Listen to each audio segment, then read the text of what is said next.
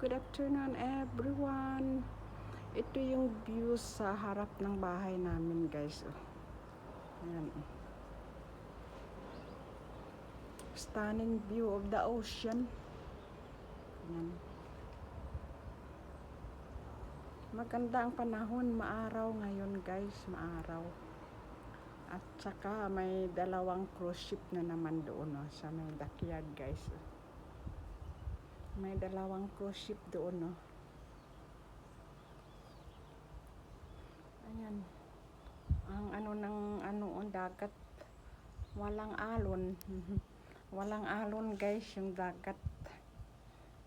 Maganda mamingwit, Maganda mamingwit ngayon. Ito naman ay sa harap ng aming bahay dito, Mga amo ko dito. Yan yung sa harap ng bahay. Dito may may swimming pool sila, maliit din, Maliit na swimming pool. Mga kapitbahay namin. Yan,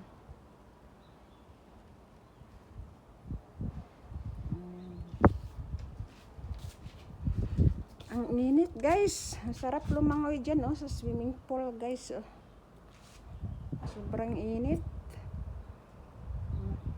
Grabe.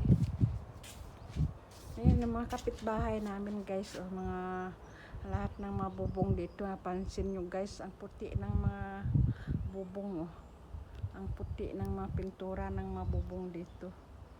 Kasi nag-iipon yan ng tubig, yan, Tingnan niyo yung design ng bubong nila, guys, Hagdan-hagdan. Kasi nag-iipon yan ng tubig sa baba. Wala kasing fresh water dito na makukuhaan. Umaasa lang kami dito sa ulan, guys. Kasi pag ka dito, hukay ng tubig, maalat yung lumalabas. Maalat yung tubig dito, kaya walang fresh water dito. Ayan, Sa gitna kasi, yung Bermuda kasi nasa gitna ng dagat.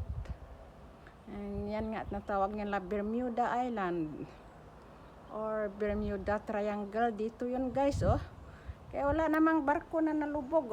Lagi nga dito may cruise ship, tuwing linggo, yan, pabalik-balik yung mga cruise ship dito. Every week, tagdadalawa, minsan 3 rin cruise ship dyan.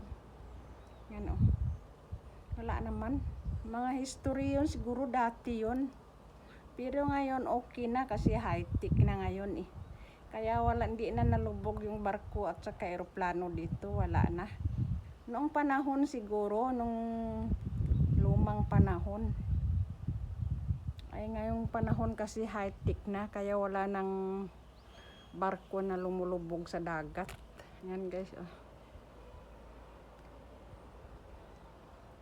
Yan, para may pang-upload naman ako. Naubusan na ako ng pang-upload, Yan, kahit yan na lang pakita ko. Ang ganda naman,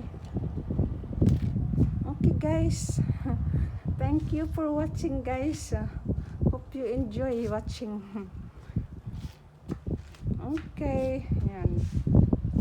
Yan, ito pa pala. Yan. Dito pa pala ipakita ko. Saglit lang naman.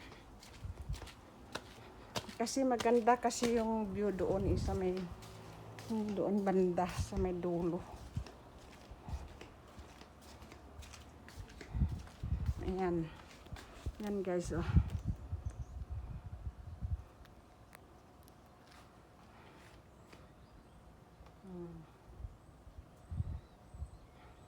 Kasi maliit lang naman ito yung isla na Bermuda Island, guys. Maliit lang naman siya.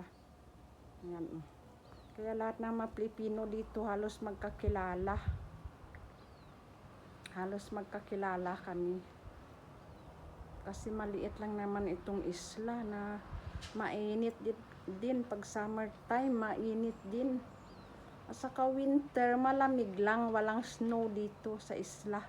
Hindi nag-snow dito, pero malamig ang panahon pag winter time. Okay guys, thank you for watching.